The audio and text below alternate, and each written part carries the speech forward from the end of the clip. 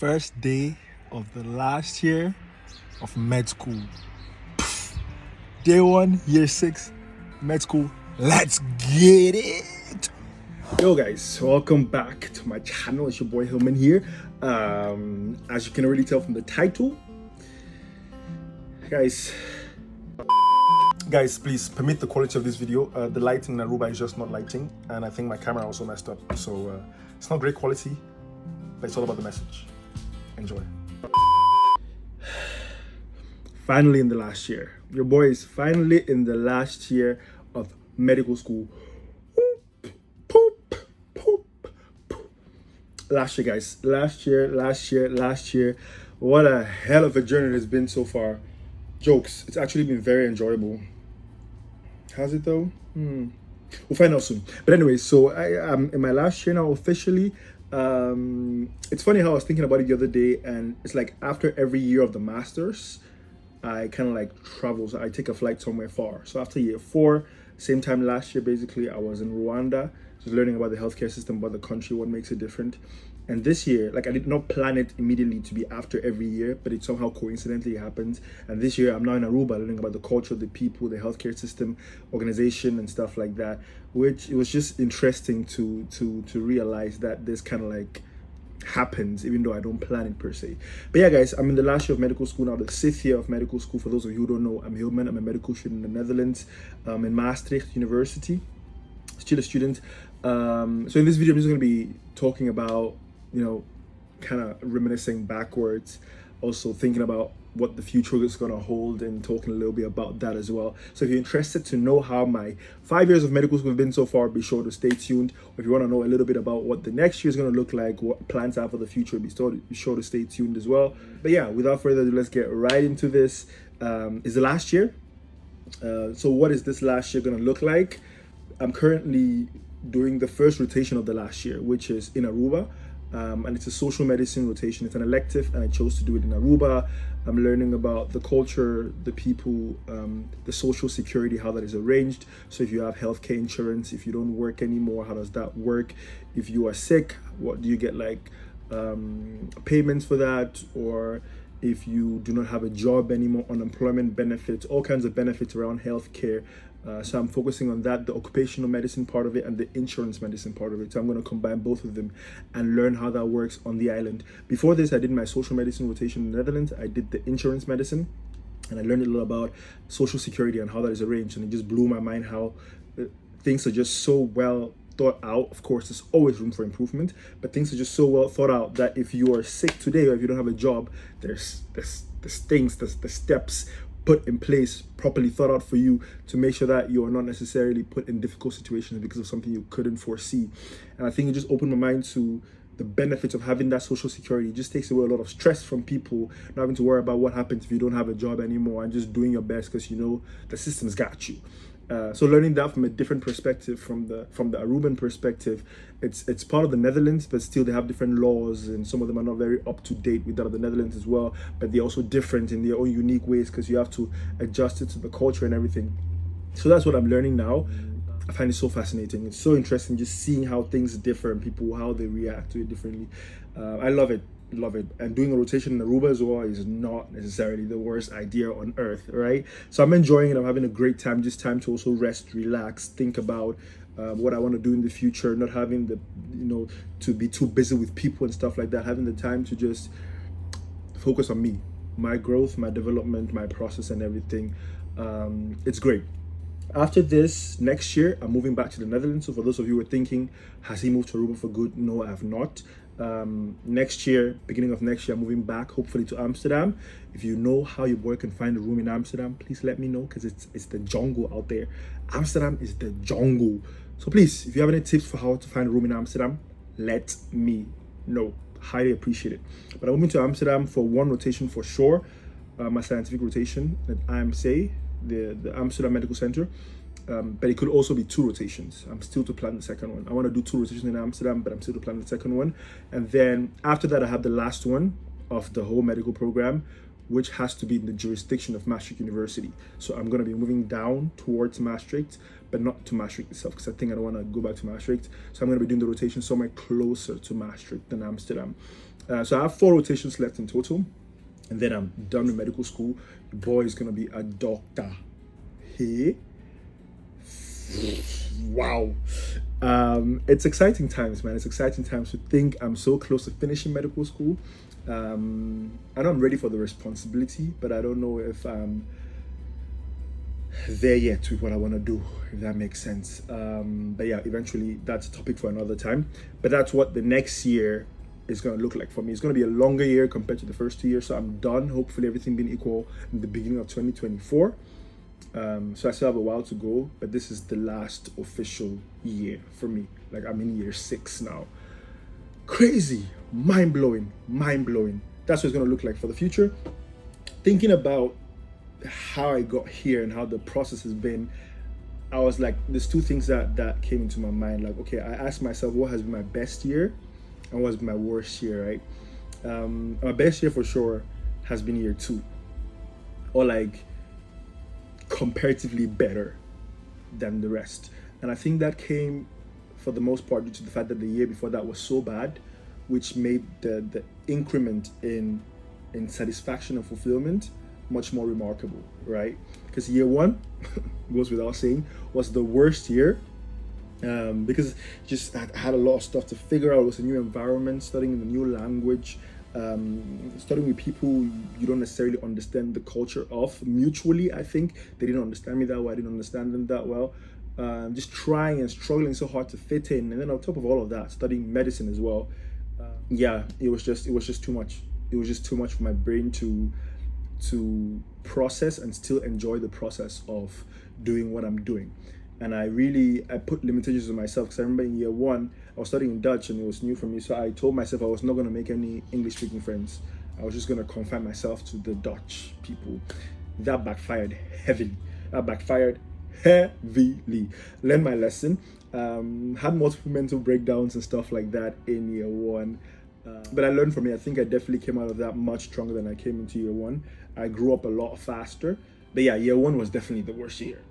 But I learned a lot from it, that's for sure. So ultimately, it was a good year, right? But just for my own feeling, it was not the best year per se. Year 2, on the other hand, was the year where I decided to not confine myself. I decided to let myself learn and be a student of life. I decided to let myself be my authentic self, not try to be funny or anything, but just let myself be Hillman in all its nuances and facets that there are. Just let myself be seen the way I am. And that was great. Just it attracted the right people to me, because ultimately when you act in your authentic ways, you will attract the right people to you. It's just laws of nature. That's how it works. So that happened to me as well, and it was just great. I think I went too hard, a little too hard on the parties in year 2, because year 2, the clubs knew my name. Oh man, I was in the clubs every night. I was in the clubs day in, day out. They knew my name, man. It was such a, context. I lived outside of Maastricht in year 1. For the most part of year 1, I lived out in a small village because it was so difficult for me to find a room in Maastricht. So I was really disconnected from the club life and the nightlife and everything, because I couldn't take buses back home because the buses stopped riding early, and I couldn't bike there because like the whole way there to the village was dark. It was a little scary, and it was a hill up as well. So I was like, let's not do that. So I was a little disconnected from the party scene. So when I came to year 2 and I finally moved into Maastricht, I was like, okay, we gotta make up for the lost time and the lost chances. So I went rogue. I went loose. I just ging los. It was just party after party after party after party. But the good thing is it didn't last for that long. I think I can easily catch myself when I'm going off track or doing things that I'm not necessarily 100% okay d'accord with. So it lasted for like a period of 2-3 months where I was like going crazy with the clubbing life. But after a while, I realized I didn't want to do that. It was not necessarily as fulfilling as other things I would like to do. So eventually I got back on track for my definition. But that happened in year 2. So it was year 2 was just a lot of stuff happening, being my authentic self, trying new stuff, learning better. My grades got a lot better too. So that was also a good addition. It's funny how I was partying a lot, but my grades were getting better too. yeah, that happened. But year two was by far the best year. But I think in the last 5 years, guys, these mosquitoes are, sheesh, wow, the ghetto. But yeah, guys, Aruba is not only the beaches and stuff. You have mosquitoes too, and they are very aggressive. These things bite. They have helmets. You hit them, they fly away and come back. But anyways. But I think I'm just so grateful for the past looking back, there's a lot of growth that has happened. And I'm not just talking growth as a medical doctor or the knowledge I'm learning intellectually, but also as a person, learning the power of empathy, of compassion, learning to work on myself, learning the things I actually like doing, knowing that I'm passionate about so many things. I have so many talents and I would like to explore this as well. Learning to be true to myself about what I actually like doing and what I don't like doing. And that has definitely played a big role in helping me navigate what I want to go do in the future in terms of medical specialization in the hospital, outside the hospital, what I want to do in my life. I think it's been such a journey so far, and I'm so proud of the fact that I can sit down and be able to acknowledge what I like doing and what I don't like doing. Even though what I might think or might find out I don't like doing is completely contrary to what in the beginning I thought I wanted to do, right? For example, in the beginning I thought I wanted to do neurosurgery, but now I'm like, bruh, let's not do that. It's just the ghetto. I'll talk about that later, but it's just realizing a lot of these things where I'm in a much better position now to do something which I'm actually passionate about, and in the long term I think I'm sustainably going to want to keep doing. Going to wake up every morning and I want to go to work, because it's something I know is my life's purpose, and I'm burning. I have this burning passion to do that. So that's great. I think I'm very grateful to Maastricht University for offering me the space to do that, offering me the space to take breaks when I need to, offering me the space to talk about certain things, and offering me the space to not necessarily be so obsessed about grades and everything, but to be true to your own journey and your own learning process. I think that's something which Maastricht University does very well, which deserves to be said more often. I think compared to my other friends in different medical schools around the world who are doing medicine, when I hear their stories, I'm like, I'm grateful I'm in Maastricht University. I might not be getting the 9.0s or the 4.0 GPAs, whatever standard you use, but I'm happy. I'm learning, I'm growing, and as a person and as an intellectual and as an academic and stuff like that, and that is powerful. Thank you, Maastricht University. The last 5 years have been great. I've loved it. I'm really looking forward to what the last year has to offer. But as for plans of the future, like I already mentioned a bit, still figuring it out. Started off med school with neurosurgery as the main thing. After my surgery rotation, I realized the surgical environment it's not necessarily for me. I feel like it dampens me, it limits me a lot. And I like patient contact. I like human-to-human interaction too much to be in the operating room the whole day, as most neurosurgeons are. And I really had to ask myself the question, why did I actually want to do neurosurgery in the first place? Because after the surgery rotation, I was just so stuck with, okay, do I want to do surgery? Is this something I'm willing to put myself through? And then I had to ask myself the hard questions. Why do I want to do it in the first place? Why did I think I wanted to do neurosurgery? And then it all boiled down to, that was the thing the smartest of the smartest did in Cameroon. And that's literally the only tangible reason I could find for why I wanted to do it. And that just didn't cut it for me. At this point in life, it just doesnn't cut it for me. So I was like, okay, no, neurosurgery, it's okay. Surgery, I think if you really want to do it, you should go for it. If that's your passion, by all means, go for it. But for me, it was just, I did not find tangible motivations from my part, like inner motivations to want to do it. So it's like, okay, neurosurgery, off the table. I love the brain, I love anatomy. Literally, if you look at my bachelor's, the courses I was consistently on top was the neurology courses. Anything that had to do with brain, I was on top. Anything that had to do with brain, my grades were up there. Anything that had to do with anatomy, I was like, in the anatomy lectures was me and the teacher having a conversation. It was just, I love anatomy, I love the brain. So the next best option is neurology. But during my rotations as well, I found out, contrary to all my expectations, I do like gynecology, especially fertility medicine. I do like family medicine as well, but it just doesn't align with my vision for the future. So at this point, after doing also the social medicine rotations and having rotations in the hospital and seeing how that is, I think I'm more inclined towards outside of the hospital stuff. So like I love patient interaction. I think I'll make a great clinical doctor, clinician. I still might decide to do it in the future. And if I do clinics, then I'll definitely be going to neurology as first choice, and maybe gynecology or family medicine. But I think now more I'm inclined towards outside the hospital. I think it just gives me more space to utilize my talents and abilities more. What exactly it's going to look like, I'm still to figure that part out. So if you want to know what it's going to look like in the next years, subscribe to the channel, because I'm going to be documenting all of this eventually. But I'm really curious to see what the next years are going to be like. But yeah, guys, it's now or less more on the tipping scale of clinics like in the hospital or outside the hospital, because there's a lot of options now for doctors out there. It's not like back in the days where you just had to be like a doctor in the hospital. No, now you can be a doctor and work in a company. I'm here in Aruba. I'm on a break now from work, and I literally just came from business meetings. Like, I just came from business meetings with companies talking about their employees' health and what they can do to improve the employees' health, and what we have as numbers to show them that, okay, this is the main problem the employees are having, musculoskeletal problems or respiratory problems and stuff like that. What can they do? Is their air clean? This kind of things, where previously I did not know this was something you as a doctor can do, but now you can do this as well. And funnily enough, it pays way more than if you do clinical medicine. Of course, you have to do what you're passionate about. That's definitely my opinion.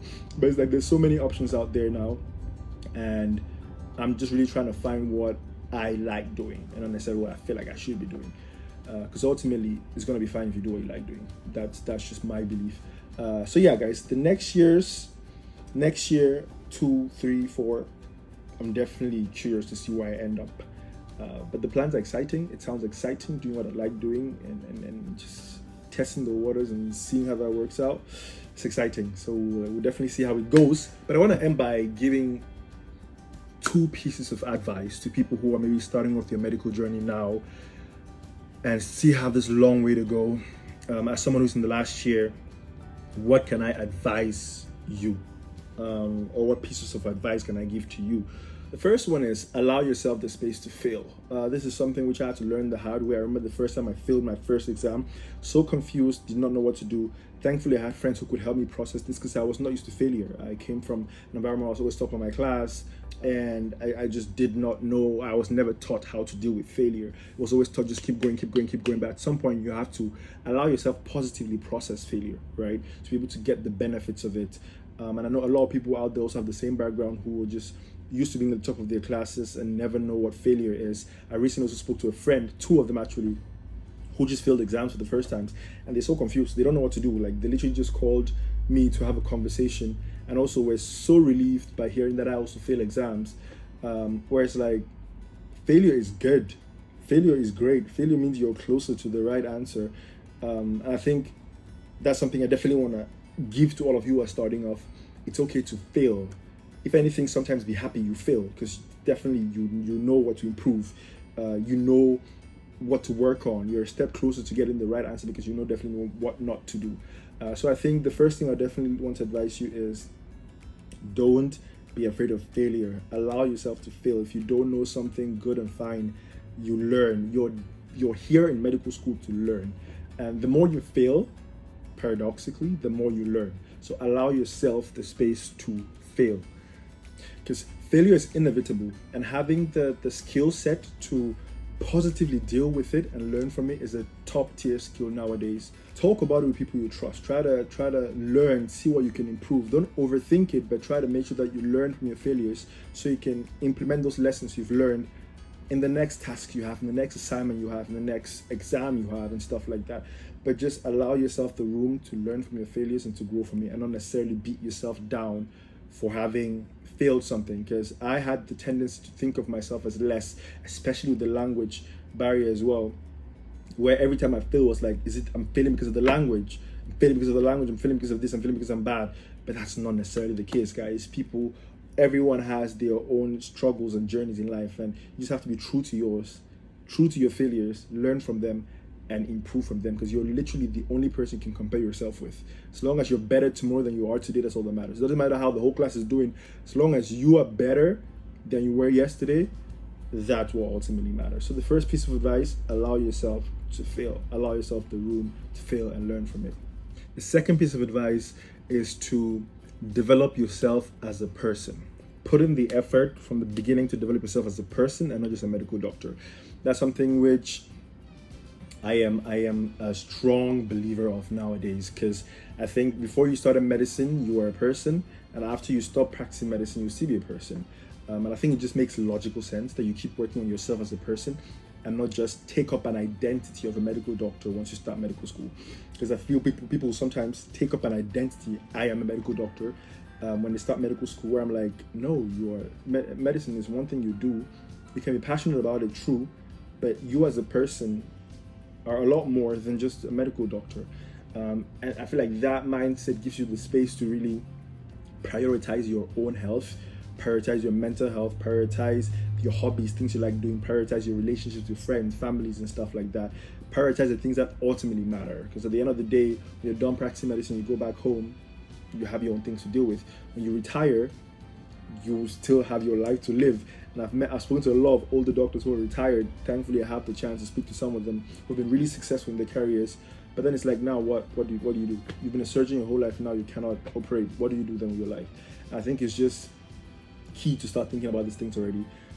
Work on yourself as a person, because I think you're not going to be a good doctor if you're not a good person. I strongly believe medicine is a lot more than just the intellectual part and having the scientific knowledge. There's more evidence coming to show that patient care is more important or works best when it's centered around the patient as a whole and not just the disease. So you're a better off doctor if you can empathize, if you can show compassion towards your patients and not only focus on their pathology, because they're human, they're not diseases. So these are things which are really important. My advice to you will be definitely work on yourself, allow yourself grow as a person and also a medical doctor, but focus, put effort, and be intentional about developing yourself as well, because in the end, that's ultimately what matters. Yeah, let me know if you have any questions about this so far. If you have any questions about the 5 years of medicine in the comment section. Subscribe to follow my journey throughout the next season, see where I end up. I'm curious to see where I end up. But yeah, guys, that has been it for this video. I'm in the last year of medical school. I'm in the last year of medical school. Wow, I'm in the last year of medical school. Te quiero. Te quiero. Anyways, until next video, guys. Have a great day wherever you are in the world. Stay blessed and peace.